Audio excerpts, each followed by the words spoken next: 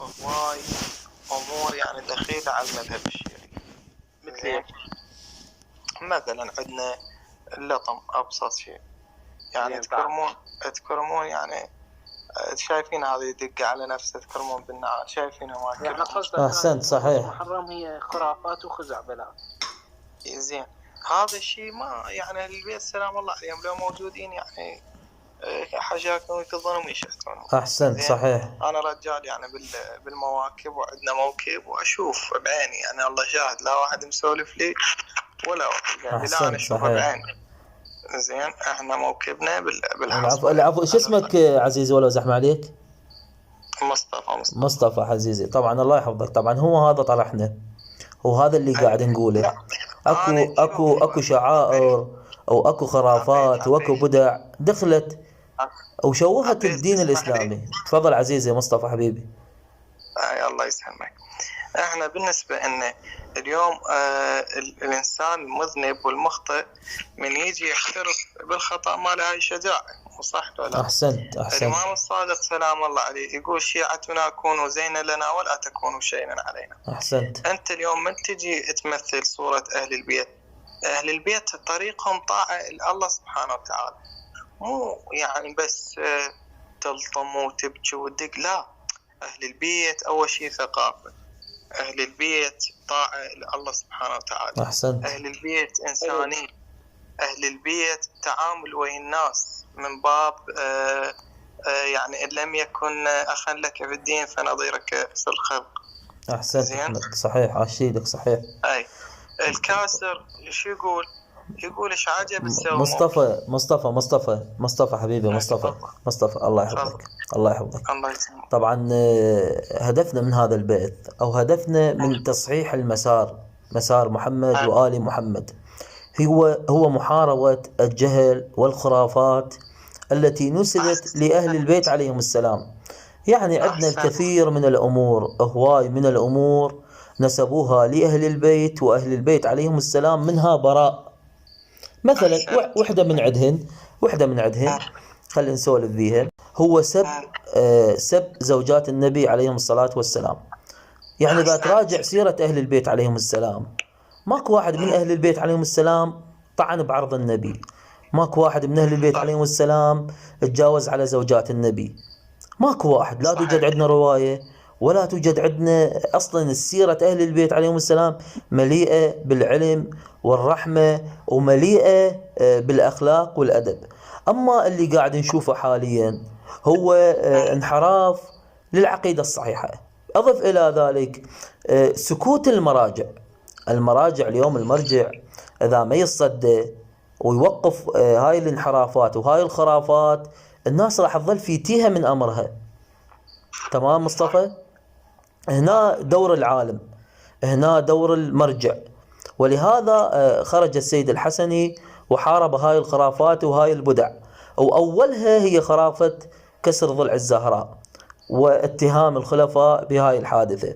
طبعا هاي الحادثة لا رواية لها ولا أصل لها، مجرد الراوي في كتاب سليم بن قيس اللي نقل هاي الرواية، وهذا مكذوب وأصلا ما له علاقة بأهل البيت عليهم السلام ولا الموضوع يمه.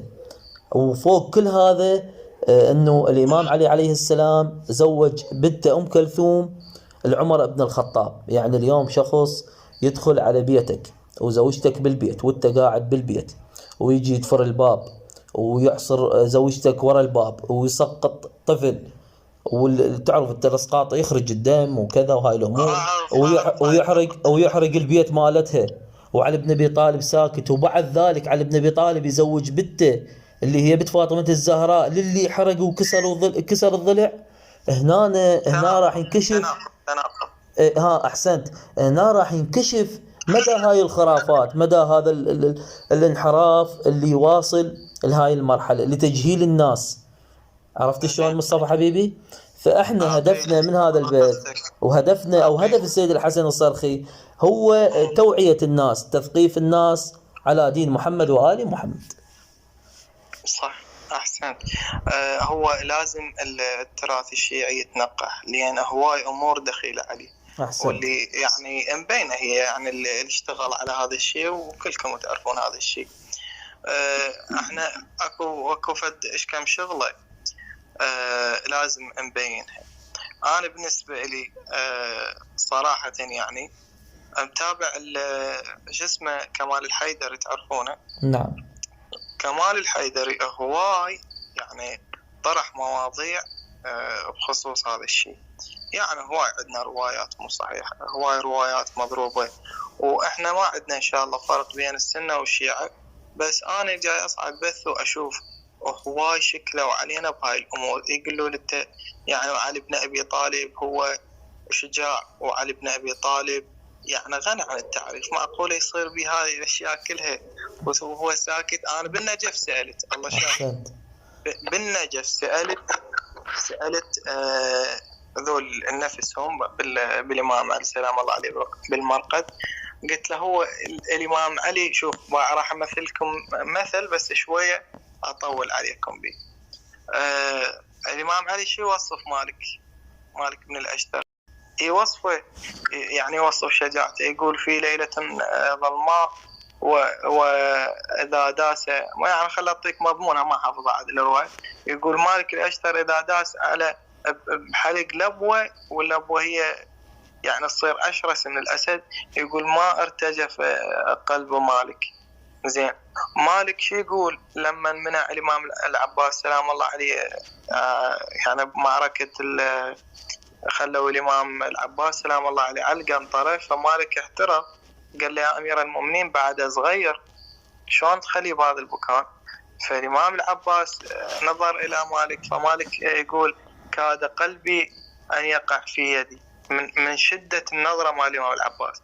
زين، تجي هو أبوهم الإمام علي، يعني هسه شوف هاي الشجاعة عند مالك، نوب عند الإمام العباس، نوب الإمام علي، معقولة يصير بيه هذا كله ويظل ساكت؟ والله أحسنت. وشوف استدلالك مصطفى، هذا استدلالك أحسنت، استدلالك جدا رهيب. طبعا شجاعة علي بن أبي طالب تنسف هاي الأسطورة، أسطورة الباب والمسمار والضلع. لا زين مصطفى، أنا هاي بالنجف سألت واحد قلت لك تقدر تظل ساكت؟ والله العظيم طبعا ما شوف مصطفى اللي ما عنده دليل واللي ما مستند على دليل أكيد يبهت، ما يعرف شي يجاوب. احنا من قاعد نحارب هاي الخرافات وهاي البدع اللي موجودة عند الشيعة. احنا مو ضد اهل البيت عليهم السلام، احنا بالعكس احنا قاعد نبعد هاي الشبه اللي من نسبوها لاهل البيت عليهم السلام، احنا قاعد نبعدها، احنا قاعد نصر اهل البيت عليهم السلام. انا هسه حاليا الصراحة يعني وي طرحك وي فكرتك وما افقك الرأي، وعاشت ايدك وبارك الله بك. الله يحفظك، حياك الله مصطفى. الله يسلمك. مرتضى، نعم، بس عيد الحديث والمصدر ولو زحمة عليك. شرح نهج البلاغة، خطب الإمام علي عليه السلام، الجزء الثاني، الصفحة 222. تمام. هاي اسمع مصطفى والأخوة يسمعون حديث علي بن أبي طالب عليه السلام بحق عمر بن الخطاب، تفضل. نعم. ومن كلام الله عليه السلام: لله بلاء فلان. طبعا مكتوب بالهامش هو الخليفة الثاني عمر بن الخطاب رضي الله عنه، فقد قوم الأول وداوى العمل، ألف الفتنة وأقام السنة، ذهب نقي الثوب قليل العيب، أصاب خيرها وسبق شرها، أدى إلى الله طاعته واتقاه بحقه، رحل وتركهم في طرق متشعبة لا يهتدي فيها الضال ولا يستيقن المهتدين. الله يحفظك مرتضى. أسألك بالله مصطفى، أسألك بالله بينك ما بين الله سبحانه وتعالى، هم شفت فد يوم معمم شيعي صعد على المنبر ونقل لنا هذا الحديث عن الإمام علي وفي كتاب نهج البلاغة بحق عمر بن الخطاب رضي الله عنه؟ لا والله الصراحة يعني زين أسألك كل المعممين اللي يصعدون وآخر قصيدة الباسم الكربلائي سمعتوها كلكم؟ نعم. صار ضجة عليه. لا أسألك بالله المعممين، هم فد يوم شفت معمم صعد على منبر وحكى هذا الحديث اللي هو عن الإمام علي عليه السلام؟ لا والله أبد الصراحة أنا ما زين المعممين اللي وصلون اللي يصعدون على المنابر وصلوا لنا فكرة انه صاير بحر من الدماء بين علي بن ابي طالب والخلفاء، صاير بحر من الدماء بيناتهم اثنيناتهم. اسألك بالله هذا القول، هاي الشهادة، اسألك بالله مصطفى، هذا القول للامام علي في نهج البلاغة، وهذا القول وهذا الوصف بحق عمر بن الخطاب، يعني شو يتضح لك؟ اكو خلاف بيناتهم؟ لو اكو محبة او اكو ود او اكو احترام بيناتهم؟ يتضح اكو ود وعلاقة ونسابة، ويتضح الخلاف اللي صاير خلاف مفتعل وخلاف سياسة على المناصب وعلى السلطة، لا أكثر ولا أقل. أحسنت. يعني هسه أبسط دليل يعني هذا قول علي بن أبي طالب: يا معممين، هاي رسالة همات يعني يجوزكم معمم ويانا، يا معممين هاي رسالة إلكم.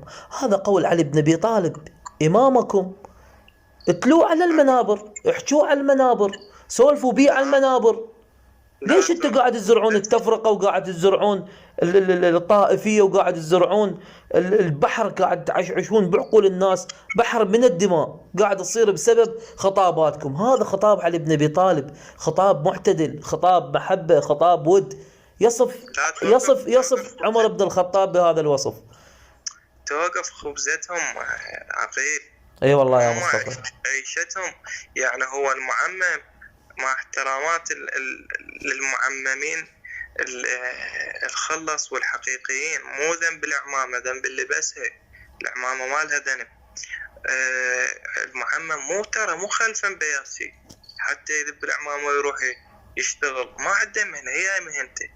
مو هسه احنا الحمد لله والشكر عندنا مهنة نشتغل وهاي وماشي، بس هذا عيشته يعني ورزقه بيجي. انا اطلع لك وكشف لك الحقيقه، والعالم عاشت بسلام بعد شلون يعيشون. والله صحيح، والله صحيح. بس مو كل المعممين يعني. والله صحيح المعمم. وحتى مصطفى خل ازيدك من الشعر بيت، حتى ذول المعممين الخلصت تحكي عليهم ساكتين، خاف يصفون. يعني حتى ذول المعممين اللي يعرفون هاي الحقيقة وما يقدرون ينقلوها، خايفين من ذول المعممين اللي عندهم سطوة وعندهم سلاح وعندهم ميليشيات، خايفين على نفسهم، خاف يصفوهم. لا كمال الحيدر طلع لك كم حديث وصارت عليه قامة جبرية بيه. احنا اللي نقلنا روايات عن اهل البيت عليهم السلام، وتهدمت المساجد وحرقوا القرآن الكريم وصدروا 4 ارهاب والناس اعتقلوها، مجرد هو حديث من الكتب الشيعية نقلنا، لا أكثر ولا أقل. أكو فد شغلة ثانية أريد أسألك. الصراحة أنا الحسن الصرخ مرجع، مو صحيح؟ نعم. أريد أسأل على شغلة الراب هاي، ليش هيك صارت؟ هاي هم سلبية. يعني أنا يعني أنتقد، وين ما أكو سلبية. إذا واحد عنده سلبية ويجي واحد ينتقدني أقول له مشكور ورحم الله والديك. مصطفى حبيبي مصطفى، اليوم كل احنا مو معصومين، صحيح؟ صحيح. الخطأ وارد عندنا، مو معصومين. صح. اليوم مثلا صح. انت قبل سنتين انت تقول انا صاحب موكب، صحيح؟ اي انا خادم بالموكب. احسن. يعني عندك موكب او من ضمن جروب الموكب، صحيح؟ اي صح. رحمة الله على والديك. انت بهذا الموكب قبل سنتين جت مثلا خرافة التطيين، جابوا جدر ماء الطين وانت جبت هذا الطين وخليت على راسك حالك حال الربع وياي، وبعدين هسه الله سبحانه وتعالى يعني نور قلبك وفتح بصيرتك، الله يهديك ويهدينا لدين محمد وآل محمد، اكتشفت ان اللي كنت تسويه خرافة وبدع. تمام؟ زين. هل يكون هذا الزام عليك؟ انت كنت مثلا عايش بخرافة وبعدين الله سبحانه وتعالى نور عليك الدرب وكشفت هاي الحقيقة واعترضت على هذا الشيء. يعني هسه احنا حاليا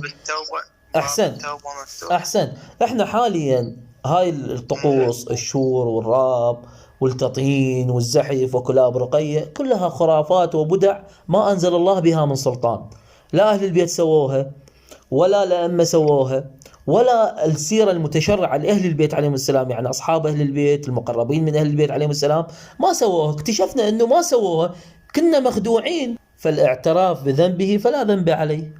احنا اعترفنا وقلنا أنه هذا اللي كنا نسويه من راب، من شور، من جزع، من هاي أمور كلها خرافات وبدع لا أصل لها. أريد أسأل سؤال ثاني. يعني الإنسان ما محصور من الخطأ، مثل ما هسه أكون انتقاد أنا بيني وبين نفسي صراحة، ومرات يصير نقاش. طيب يقولون سلام الله عليها فاطمة الزهراء تحضر المجالس. زين أنت ما تستحي أبو تقول تحضر المجالس من يعني تلطم مصلخ؟ لا، راح أضيف لك بعد وحدة أقوى من عندها مصطفى. راح أضيف لك وحدة أقوى من عندها، اللي هي تمس الذات الإلهية. يجسمون الله سبحانه وتعالى. في كتاب كامل الزيارات أكو رواية عن الإمام الصادق تقول إن الله سبحانه وتعالى ينزل ومعه الملائكة والأنبياء في كل ليلة جمعة، ينزل لزيارة قبر الإمام الحسين. يعني الله سبحانه وتعالى يجيب الأنبياء ينزل بيهم يوم الجمعة. يعني الله سبحانه وتعالى عنده صاعد نازل، عندهم صاعد نازل صاعد نازل، هاي كل يوم جمعة. هذا من يقول؟ هاي في كتاب كامل الزيارات.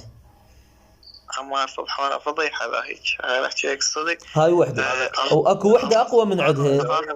أكو وحدة أقوى من عندها. تعالى جل جلاله، يعني هو خوب هو الإمام الحسين يمه بالجنة. أحسن. الذين قتلوا في سبيل الله أمواتا بل أحياء عند ربهم يرزقون. أحسنت، صحيح. الله سبحانه وتعالى كل شغلة ثاني. الله سبحانه وتعالى موجود بكل مكان، يعني ما أكو مكان يحده أبد. الله سبحانه وتعالى في البر وفي البحر وفي السماء وفي الأرض وفي الظلمات وفي النور وهو أقرب إليكم من حبل الوريد. أحسن. أسأل الله الهداية لك مصطفى ولجميع المستمعين بحق محمد وآل محمد. الله يسلمك. حياك الله أستاذ مصطفى. أنا تشرفت بمعرفتكم. حياك الله يحفظك. وهو هواي أكو حكي. إن شاء الله هو كل شو بوقته مصطفى. المشكلة جيب اللي يسمع وجيب اللي يفتح. هذا البيت مفتوح تمام كل يوم، وش عندك حكي تعال احكي. حياك الله مصطفى، نشرف بك. حياك الله مصطفى. حيا الله، في أمان الله. حياك الله عزيز، الله يحفظك، الله يسلمك.